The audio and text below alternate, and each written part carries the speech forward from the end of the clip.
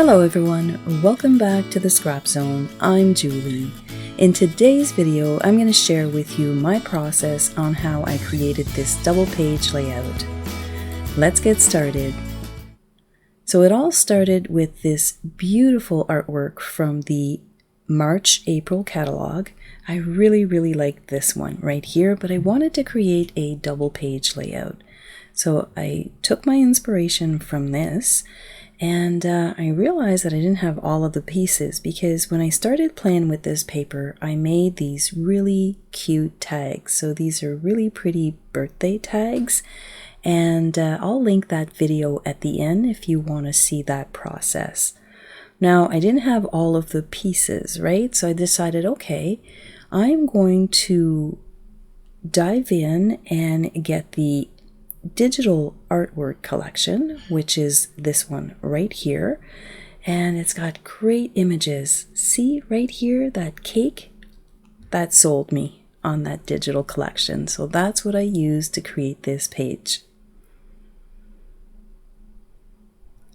These little pictures here were blown up to 3x3 format. I just felt that they were a little bit small, and because I was using the SVGs, I could size that cake to whatever size I wanted, so I was quite happy with that. I was lucky enough to still have these great stickers because those are the ones that were used, and of course every cake needs a few candles right at the top. So this is just the branding strip right here. This was done with the collection as well. It's actually supposed to be a card, but I thought that it made a really nice little badge here on the side. If you look at the artwork right here, they had different stickers and I had already used them, so I thought, okay, I'll make my own. I've also ink distressed all of the cut pieces in black, and I even did a little bit of ink splattering on this white piece right here at the back on both sides. Alright, so let's put the left page together. Alright, so let's move these to the side. These are all the pieces to form the cake, and they were done with the digital art collection. Now this is the background, and I didn't have all of my pieces that I needed if I wanted to reproduce it exactly. So I was out of this yellow strip, or these stripes right here, because I used it on different projects, and mainly my little tags right here. So I thought, okay, well, that's not a problem. I'm just going to bring in some cardstock that matches perfectly, and no one's going to know the difference. So if you run out of pattern paper, you can always complement it with the matching cardstock. So I'm going to pop this right here on the center of the page, and we're going to start building this cake. I really like how it turned out. So I've got my base, I've got the cake part, and I'm going to add my photos right here, and I'm purposely pushing them over to the right hand side just to make them a little askew, only because that cake is not perfect, right? This piece right here was from the Mixed In collection, in case you're wondering, and I'm going to add this strip here of those little hearts. I think they're really sweet. So we're going to pop this one right here on the right hand side, and I thought that using 3D foam tape would be great for that. So I always like to use my extra bits that I get from my shaker windows. These are great, and I don't feel so bad when I add lots of them. So I'm going to add this right here at the bottom, and then I'm going to add my little candles at the top of my cake. Doesn't that look good? I was really happy on how this turned out, and it was actually pretty easy. So I'm going to add my stickers. So the hip is on pop dots, and the hooray is just straight on. I've got a couple of ice cream cones. Again, these are from the digital collection, and they are so cute and so fun to put together. So I'm just going to fuss with them here just a tiny bit, and just add a couple here on top of the cake. And here, these are just like little pieces that, I don't know about you guys, but I often lose track of them when I peel them off the Cricut mat. So I like to leave them on while I'm creating so they don't disappear off my desk. So these were part of, in this digital collection, you get an already done layout. So I just took some pieces from that layout, and these were some of them. So I thought that they were really nice and complemented this page very nicely. So I'm going to take my tweezers here just to pop them right here at the top.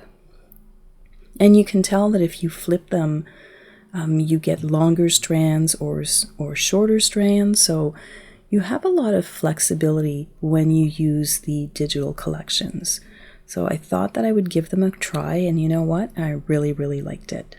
So I'm going to add these little pieces right here with my pickup tool. This is a new tool, again, in my scrapbooking room, and I'm really loving it as well. So this is pretty much it for that page that was created from the artwork in the catalog on page 4. But I thought, you know what? I think I need a companion page for this one. I know a lot of you like to make double page layouts, so I thought, okay, why not? Let's just extend this. So this is just a repeat of exactly what was going on the left side. And I'm just going to pop that right onto the center. I'm going to add my photo mat. So here you can decide whatever size photo mats you want. So I'm adding here some 4x4s. And then just a standard 4x6. So I'm adding a tiny bit of glue in the center, and I'm not going to push that in right away just because I'm not exactly sure on the positioning of my title and my embellishments. So I'm just going to kind of place it there, but I'm not going to press firmly into the page. So I really like that sticker, surprise. So it works out really nice. It brings that pop of color, which is really pretty. So I'm going to move that up a tiny little bit. I've got a couple more of those cones because they were just too cute. Had to make a whole bunch of those. I'm going to use some foam squares here and pop up my sentiment. I'm going to glue this one down directly on the page. And this one here, you know what, I'm going to use some pop dots, and I'm going to, again, I'm using the leftovers or the inside pieces from those shaker foam squares, and I'm going to pop this right here. I think I can even scooch it at the front of the title a tiny little bit. And because I don't have my photos right here, I'm just going to remove the backing out of the bottom one just to keep it in position, and then when I slide my photos in the back, it's going to make it really, really easy on myself. So we're going to add those party streamers at the top of this page. And this is pretty much done. So it was a lot of fun just to extend this layout because it was so pretty and it's so much fun. We do have a teen that is celebrating her 18th birthday. So I'm ahead of the game by creating this layout. I'm going to add these little sunburst or sparkles. They're cut out of the SVGs as well, so you can cut as many as you want. So I'm going to pop those right here, and those were cut out of the black core cardstock, which looks fabulous. And you can also bring in a couple of black gems or black dots. You don't have to overdo it, but I did like the pop of black here and there. So I'm going to pop that one right here. And why not add a little bit of stickles? So I'm just using a bit of stickle on the cherry top, and that really completes this layout really nicely. So this was the inspiration, and this is how it turned into a double page layout. Now, extra pages that I did with this collection were designed by Jennifer Smith, and I thought, you know what, I really want to do these pages, but I didn't buy the kit at the time, but I do have the SVGs.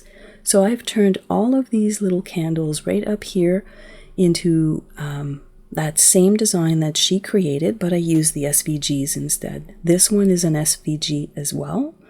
And then I just randomly used whatever stickers I had left, and I think that it turned out really, really sweet.